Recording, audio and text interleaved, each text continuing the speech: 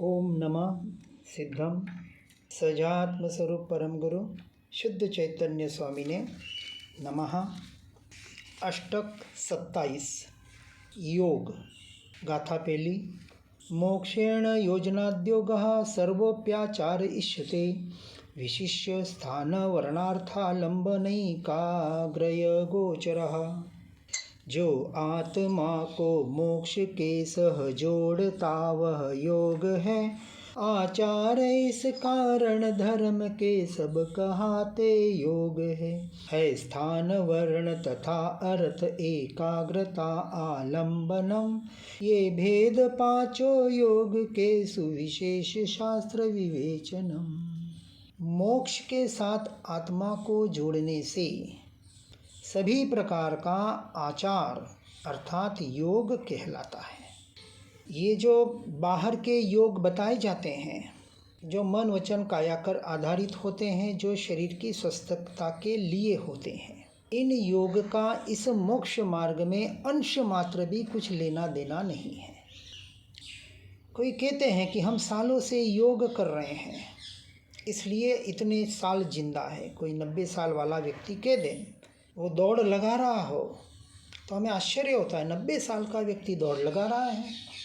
और वो कहते मैंने ऐसे ऐसे योग किए, प्राणायाम किए, ऐसा किया वैसा किया, इतना ध्यान रखा खाने पीने।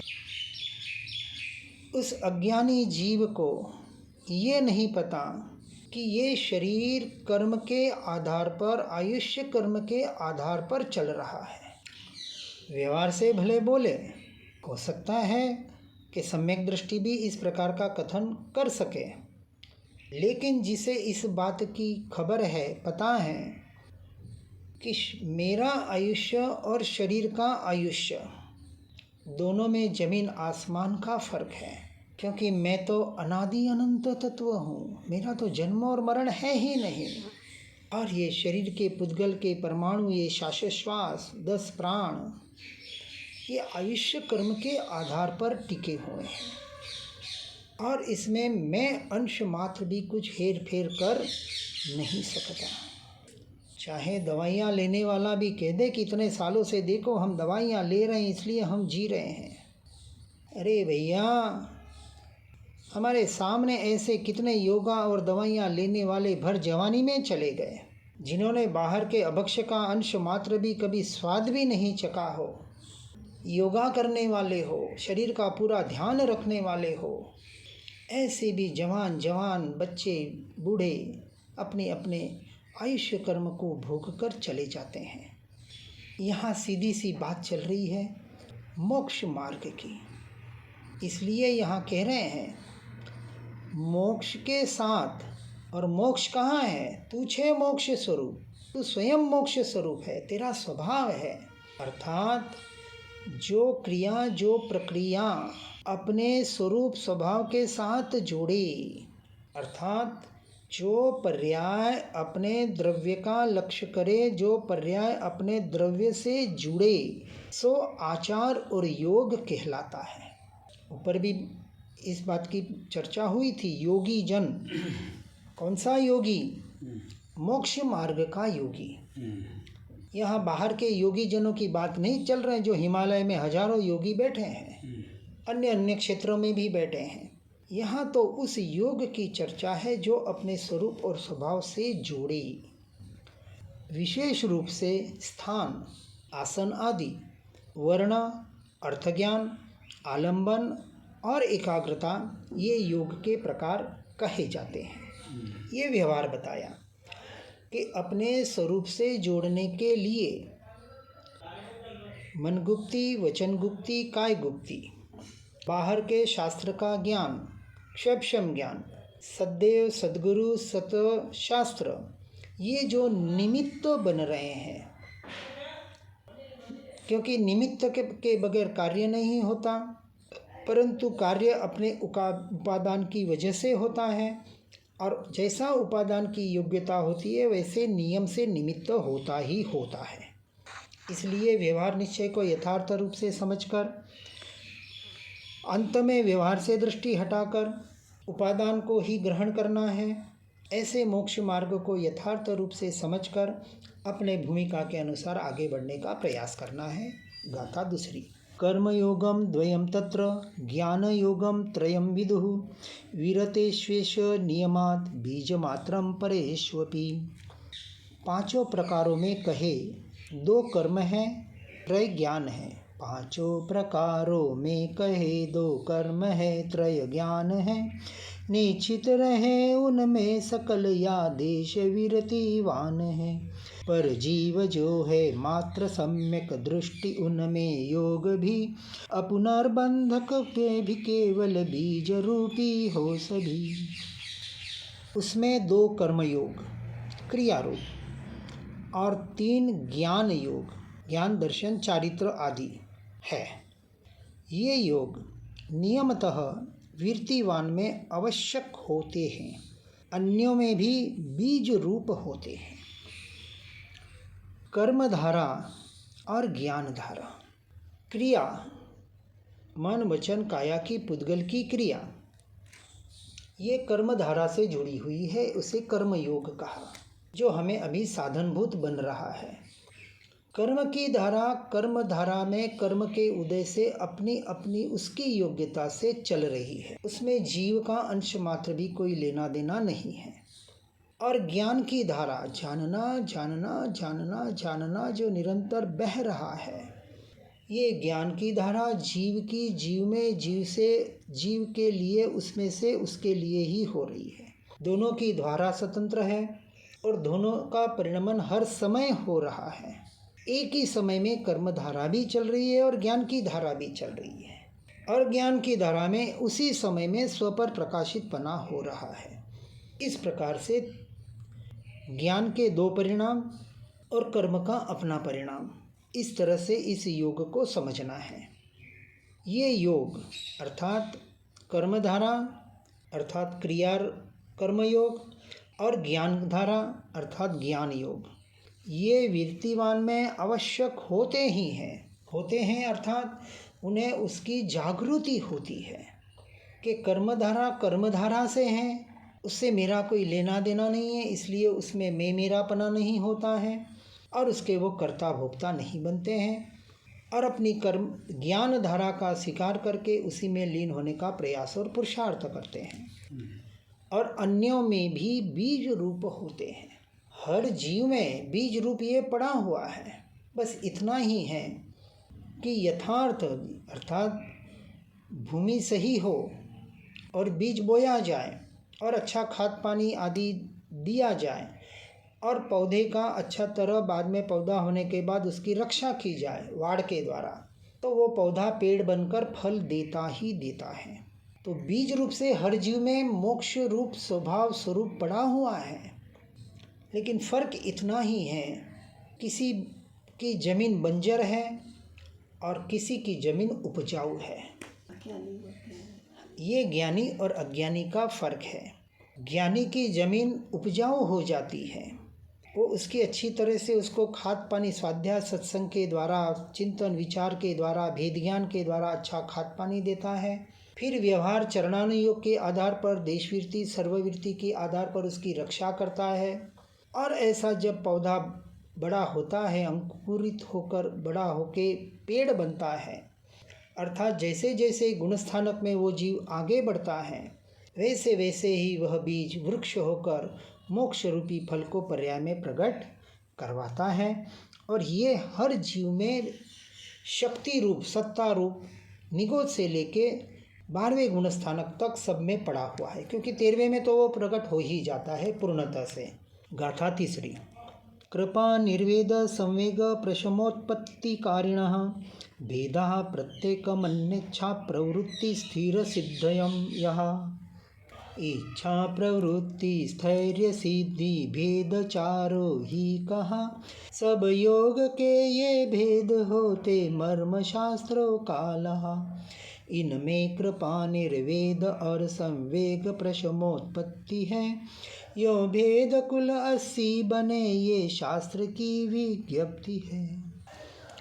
प्रत्येक योग के इच्छा प्रवृत्ति स्थिरता और सिद्धि, इस प्रकार चार चार भेद होते हैं।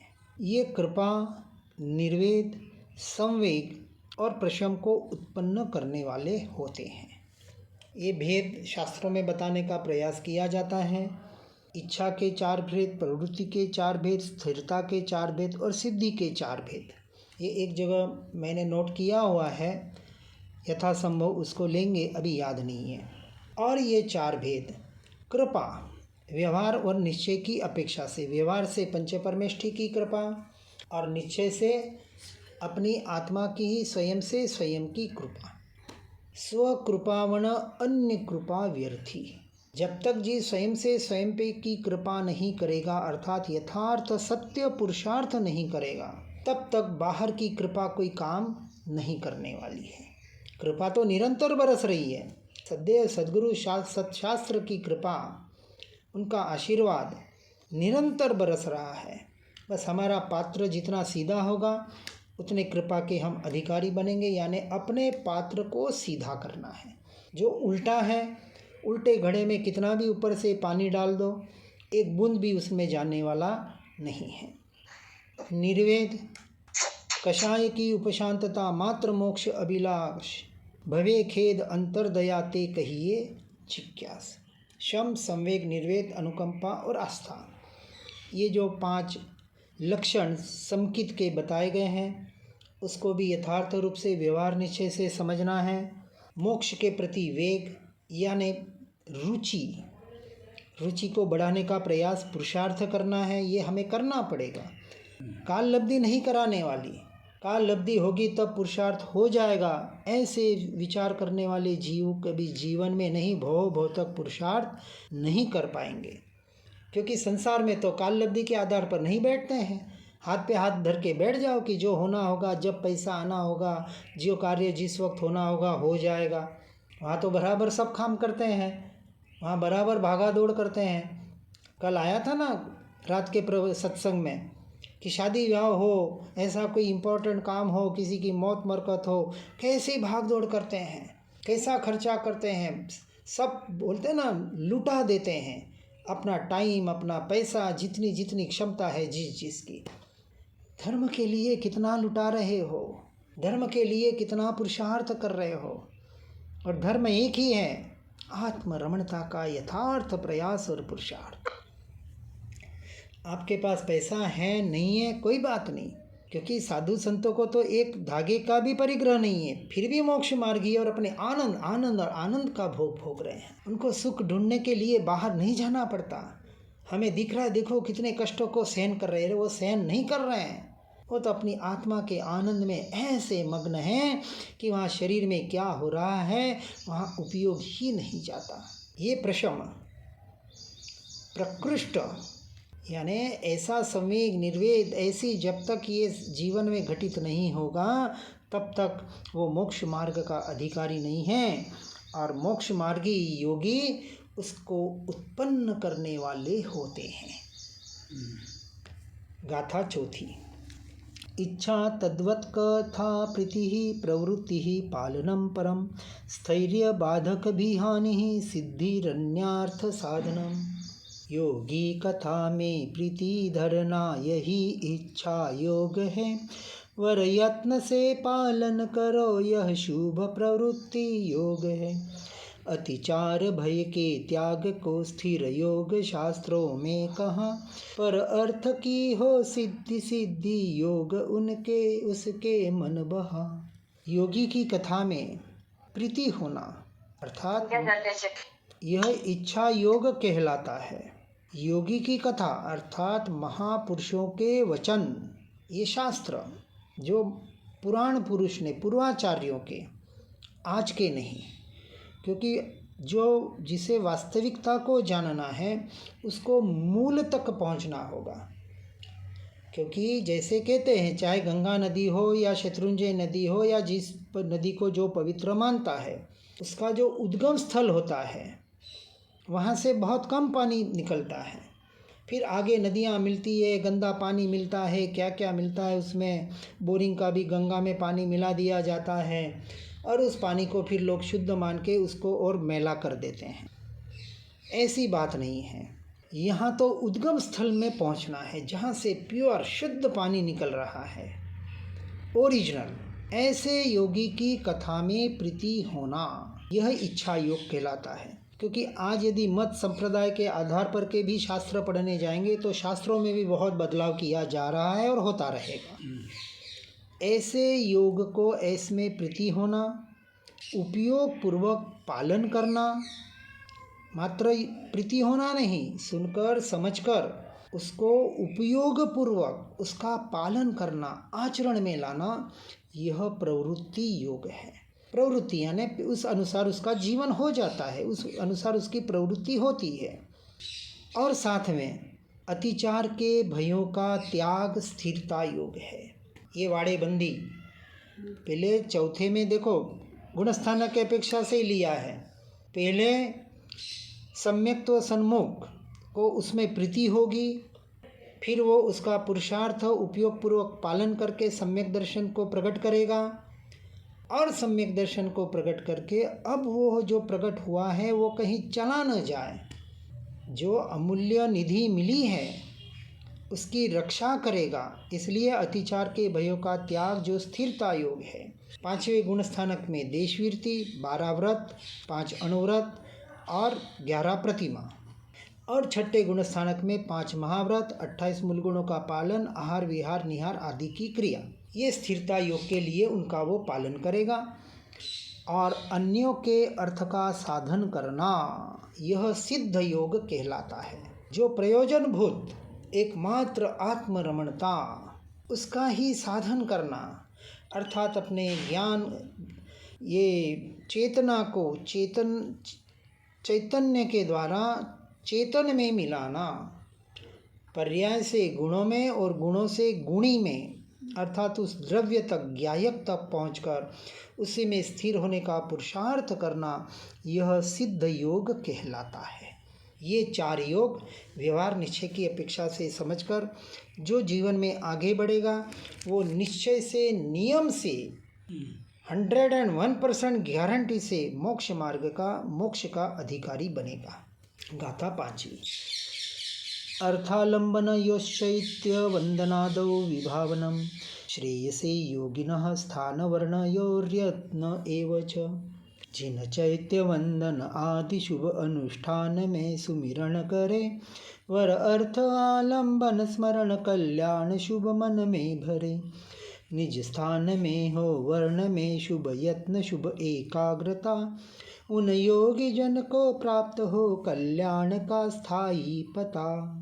चैत्यवंदन आदि क्रियाओं में अर्थ और आलंबन का स्मरण करना तथा स्थान और वर्ण में उद्यम करना, यही योगियों के लिए कल्याणकर है। व्यवहार निश्चय का यथार्थ समन्वय, और वह व्यवहार जो निश्चय की ओर, स्वभाव और स्वरूप रमणता की ओर ले जाए, ऐसा व्यवहार। चैत्यवंदन आदि क्रिया व्यवहार से बाहर के मंदिरों को चैत्य कहा जाता है, और निश्चय से देह देवालय में विराजमान यह परमात्मा स्वरूप भगवान आत्मा, यह चैत्य कहलाता है। ऐसे चैत्य का वंदन व्यवहार निश्चय से जिन पद निज पद एकता, जिन स्वरूप थई जो जिन आराधे, सो साचा जिनवर होवे रे। इस प्रकार से चैत्यवंदन आदि क्रियाओं में यानी अर्थ और आलंबन का स्मरण, यानी सूत्र, अर्थ और तत्व का यथार्थ प्रयोजनभूत स्वीकार करके सूत्र को पढ़ेगा, उसके अर्थ को समझेगा और उसमें से यथार्थ तत्व पर श्रद्धा करेगा। ऐसे अर्थ और उसी का आलंबन का स्मरण करके तथा स्थान और वर्ण में उद्यम करना, बाहर से व्यवहार का स्थान और निश्चय से स्वस्थान, इस अपेक्षा से, और वर्ण आदि में बाहर की क्रियाओं से अक्रियता की ओर, बाहर के कर्तृत्व से अकर्तृत्व की ओर, इस प्रकार से व्यवहार निश्चय का यथार्थ समन्वय करना, यही योग के लिए कल्याणकारी है, और इसके अलावा उसका मोक्ष मार्ग में प्रवेश भी नहीं है। गाथा 6। आलम्बनमिह गेयं द्विविधं रूप्यरूपी च अरूपी गुणसायुज्य योगो नालम्बनः परः। आलम्बन के भेद दो रूपी अरूपी है कहें, उत्कृष्ट होता अनालंबन योग जो योगी लहे। है जो अरूपी सिद्ध उनके गुण में तल्लीन हो, योगी परम उसके हृदय में बजे शिव पद बीन हो। रूपी और अरूपी ये आलम्बन के दो प्रकार हैं। उनमें अरूपी सिद्ध के स्वरूप के साथ तन्मयता रूप योग उत्कृष्ट अनालंबन योग है। दो प्रकार के आलम्बन बताएं, रूपी और अरूपी। अब यहाँ बाहर किसी क्रिया की बात नहीं है। एक रूपी अर्थात सतदेव, सतगुरु और सतशास्त्र ये रूपी है, पंचोपरमेष्ठी। इनका आलम्बन लेकर फिर अरूपी सिद्ध समान जो मेरा आत्मा जो मैं हूँ, ऐसे अरूपी सिद्ध के स्वरूप के साथ सिद्ध समान स्वरूप के साथ तन्मयता रूप योग अर्थात अपनी पर्याय को अपने उपयोग को अपने द्रव्य में जोड़ना, स्थिर होने का पुरुषार्थ करना, यही योग उत्कृष्ट अनालंबन योग है। आलंबन से अनालंबन निरावलंबन दशा अर्थात निर्विकल्प शुद्धोपयोग रूपी सातवां गुणस्थानक एकमात्र स्वरूप और स्वभाव की स्थिरता से होता है। अरूपी के आलंबन से होता है, रूपी के आलंबन से नहीं होता। रूपी से जब तक अरूपी तक नहीं पहुँचेगा और अरूपी अर्थात अपना आत्मा जो अशरीरी है, सिद्ध समान है, ऐसे स्वभाव स्वरूप के आश्रय से ही जीव मोक्ष मार्ग का अधिकारी या मोक्ष का अधिकारी बनता है। ये इस गाथा में समझने का प्रयास करना। गाथा 7वीं। प्रीति भक्ति वचो संगैः स्थानाद्यपि चतुर्विधम् तस्माद् योग योगाप्तेर्मोक्ष योगः क्रमाद् भवे। है प्रीति भक्ति वचन असंग प्रकार चार विवेचना, ये स्थान आदिक योग में है भेद तत्व विचारणा।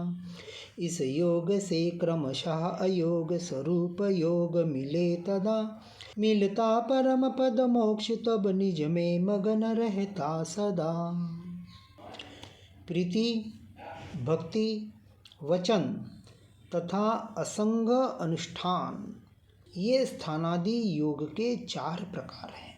व्यवहार से पंचपरमेष्ठी के प्रति और निश्चय से अपने स्वरूप स्वभाव अपने आत्मा के प्रति प्रीति होना। व्यवहार से पंचपरमेष्ठी की देवगुरु शास्त्र की भक्ति होना और निश्चय से अपने आत्मा के स्वरूप की भक्ति होना। व्यवहार से देव गुरु शास्त्र आदि के वचनों के द्वारा स्तुति होना और ऐसा ही स्वरूप मेरा है, ऐसा ही मैं हूँ, ऐसे वचनों के द्वारा विकल्पों के द्वारा अपने स्वरूप का यथार्थ संपर्क होना। और असंग अनुष्ठान एकमात्र आत्मरमणता ही जिसका लक्ष्य है, उसी को असंग अनुष्ठान कहा, जिसमें न किसी का साथ है, न किसी का आलम्बन है, न किसी का संग है। ऐसे आत्मरमणता रूपी अनुष्ठान को असंग अनुष्ठान समझना। ये स्थानादि योग के 4 प्रकार हैं। और इस योग से योग निरोध रूप योग की प्राप्ति होने से क्या कहा, ऐसे ये सारा व्यवहार है जो अपने आत्मा से जोड़ने में सहायभूत है। पंचपरमेष्ठी और आत्मा की प्रीति, पंचपरमेष्ठी की भक्ति और आत्मा की भक्ति, पंचपरमेष्ठी के गुणानुवाद उससे अपने आत्मा का गुणानुवाद और पंचपरमेष्ठी के अनुष्ठान के साथ असंग ऐसे आत्मा का अनुष्ठान, ये व्यवहार योग है। और ऐसे निश्चय वाले व्यवहार के द्वारा ऐसे योग से फिर उन योग निरोध रूप योग की क्या कहा, इन योग का भी निरोध हो जाता है। ऐसा अभेद अखंड त्रिकाली ध्रुव तत्व चैतन्य स्वभावी भगवान आत्मा यही मैं, यहाँ तक योग है, विकल्प है, वचन है, विचार है, और उनका भी निरोध हो गया। अब वो सिर्फ मैं में स्थिर हो गया। ऐसे स्थिरता रूप योग की प्राप्ति होने से क्रमशः मोक्ष योग प्राप्त होता है। देखो, पूरा मार्ग बताने का प्रयास किया जा रहा है। योग जोड़ना, पर से नहीं, स्व से। स्व से जोड़ना ये व्यवहार, स्व से जुड़ने का पुरुषार्थ यह व्यवहार, और मैं अपने में ही हूँ ऐसा श्रद्धान होना उस व्यवहार का आधार। ऐसे निश्चय व्यवहार का समन्वय जहाँ है, वही जीव मोक्ष योग को प्राप्त कर सकता है, अन्यथा नहीं। बहुत स्पष्ट बात बताइए। अंतिम गाथा 8वीं। स्थानाद्य योगिनस्तीर्थो छेदाद्यालंबनादपि सूत्रदाने महादोष इत्याचार्यः प्रचक्षते। जो स्थान आदिक योग से है युक्त भी यदि ना पढ़े, नए तीर्थ का विच्छेद हो फिर कौन पथ पर हम बढ़े। पर पूर्व के गीतार्थ आचार्यों ने सूत्रों में कहा, उन योग विरहित को पढ़ाने में महादूषण कहा। तीर्थ का उच्छेद होगा इत्यादि आलंबन से भी स्थान आदि योग से रहित को सूत्रदान करने में महान दोष है, ऐसा आचार्यों का कथन है। सूत्र का दान, सूत्र देते हैं, उपदान तब करते हैं। तो उपदान का अर्थ क्या हुआ? उप यानी समीप, धान यानी धारण करना। गुरुओं के समीप रहकर सूत्रों को धारण करना, सो उपदान। और उसके लिए वो जो योग आदि कराए जाते, जो क्रियाएं आदि कराई जाती है, तो श्रावक के अपने योग होते हैं, साधु के अपने योग होते हैं, ये सारा व्यवहार है। लेकिन पात्र सहित नहीं हो, स्थान सही नहीं हो, तो बाहर व्यवहार की अपेक्षा से द्रव्य क्षेत्र काल भाव का परिणमन कहने में आता है, और उसकी योग्यता को, उसकी पात्रता को प्रकट करके उस अनुसार आगे बढ़ने का प्रयास करना है। और अपात्र को इस प्रकार का दान दिया जाए तो वो शास्त्र भी शस्त्र का काम कर सकता है, महान दोष का भागीदारी बन सकता है। इस प्रकार का कथन इस गाथा में बताने का प्रयास किया है। यथार्थ रूप से हर गाथा को और गाथा के आशय को और मूलतः मूल तत्व की ओर बढ़ने को, उसको समझने का यथार्थ प्रयास करें। जितने भी 27 अष्टक पूरे हो गए हैं, 5 अष्टक और बचे हैं, तो इस तरह से एक एक अष्टक बहुत गहराई में ले जाने का प्रयास किया जा रहा है, लेकिन इसको भी विस्तार से समझने का प्रयास करना है।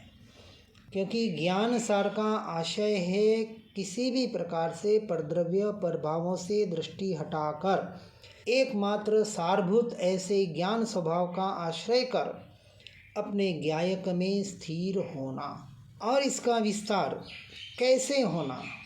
मोह राग द्वेष का क्षय करना ज्ञान स्वभाव के आश्रय से, ज्ञायक के आश्रय से कैसे करना, उसकी प्रक्रिया को भी यथार्थ रूप से जानने का प्रयास करना है, जो हम इतने महीनों से कर रहे हैं। तो समय सार, प्रवचन सार, नियम सार आदि ग्रंथों में इसका बहुत अच्छी तरह से गुण द्रव्य पर्याय का विस्तार से प्ररूपण किया गया है। तो हमें किसी मत संप्रदाय का आग्रह न रखते हुए उन ग्रंथों का भी सहारा आश्रय करना है, और यथार्थ मोक्ष मार्ग को समझकर बिना मत संप्रदाय के आग्रह के अपनी आत्मा का कल्याण करके मोक्ष मार्ग में इस जीव को आगे बढ़ाना है। क्योंकि मैं ही मेरा उपकारी हूँ और मैं ही मेरा अपकारी हूँ। मोक्ष का कारण भी मैं और संसार में परिभ्रमण का कारण भी मैं ही हूँ। इस बात को यथार्थ रूप से सुनकर समझकर मोक्ष मार्ग में यथार्थ रूप से आगे बढ़ें। इसी भावना के साथ ओम नमः सिद्धम। जिनाज्ञा विरुद्ध कुछ भी कहा हो तो मिच्छामि दुक्कडम। जिन वाणी के ज्ञान से हो सम्यक श्रद्धा, हो चारित्र महान और आऊं पद निर्वाण। सद्वाद नय षट द्रव्य गुण पर्याय और प्रमाण, जड़ कर्म चेतन बंध का और कर्म के अवसान का, कह कर स्वरूप यथार्थ जग का, जो किया उपकार है उसके लिए। जिन वाणी माँ को वंदना शतवार है, वंदना शतवार है, वंदना शतवार है। ओम नमः सिद्धम।